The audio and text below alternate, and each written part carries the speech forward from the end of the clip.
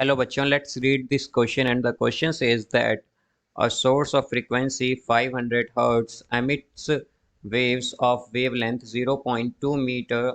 How long does it take to travel 300 metre. तो आइए बच्चों इस क्वेश्चन को यहाँ पर हम सॉल्व कर लेते हैं। इस क्वेश्चन में हमसे कहा गया है कि एक जो फ्रीक्वेंसी है हमारे जो सोर्स ऑफ फ्रीक्वेंसी है हमारे पास वो 500 हर्ट्स की वेव एमिट करती है जिसकी वेवलेंथ 0.2 मीटर है। तो हमें बताना है कि जो वेव है हमारी वो 300 मीटर का डिस्टेंस ट्रैवल करने में कितना टाइम लेगी। तो यहाँ पर बच्चों हम की कॉन्सेप्ट यूज़ करेंगे। की कॉन्सेप्ट यहाँ पर हम यूज़ करेंगे की कॉन्सेप्ट यहाँ पर हम यूज़ करेंगे बच्चों that velocity is equal to velocity is equal to frequency into wavelength wavelength। तो हमारे पास बच्चों यहाँ पर अगर हम देखें तो वेलोसिटी क्या गिवन है हमें। यहाँ पर हमारे पास जो फ्रीक्वेंसी है बच्चों वो 500 हर्ट्स है और यहाँ पर हमारे पास वेवलेंथ 0.2 मीटर है।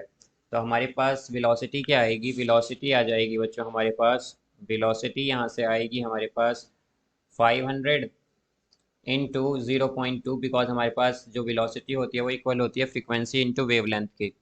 अब यहाँ पर ये हो जाएगा बच्चों हमारे पास 100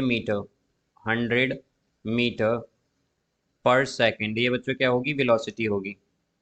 ये हमारे पास वेलोसिटी होगी यहाँ पर। अब यहाँ पर हम जानते हैं कि हमारे पास जो वेलोसिटी होती है बेसिकली ये इक्वल होती है डिस्प्लेसमेंट ओवर टाइम। तो हम क्या कह सकते हैं कि हमारे हमारे पास जो डिस्प्लेसमेंट जो होगा हमारे पास डिस्प्लेसमेंट जो होगा डिस्प्लेसमेंट जो होगा हमारे पास वो इक्वल होगा वेलोसिटी इनटू टाइम के, वेलोसिटी इनटू टाइम के, इनटू टाइम के। तो यहाँ पर अगर हम देखें बच्चों तो डिस्प्लेसमेंट क्या दिया है हमें, हमसे कहा है 300 मीटर। तो ये डिस्प्लेसमेंट 300 मीटर होगा। वेलोसिटी बच्चों हमारी 100 मीटर पर सेकंड आई है, तो हम यहाँ से टाइम कैलकुलेट कर सकते हैं। तो टाइम क्या आएगा, टाइम आ जाएगा हमारा 3 सेकंड। तो बच्चों यहाँ पर जो टाइम लगेगा वो होगा 3 second. So I hope you understood it well. Best of luck, thank you.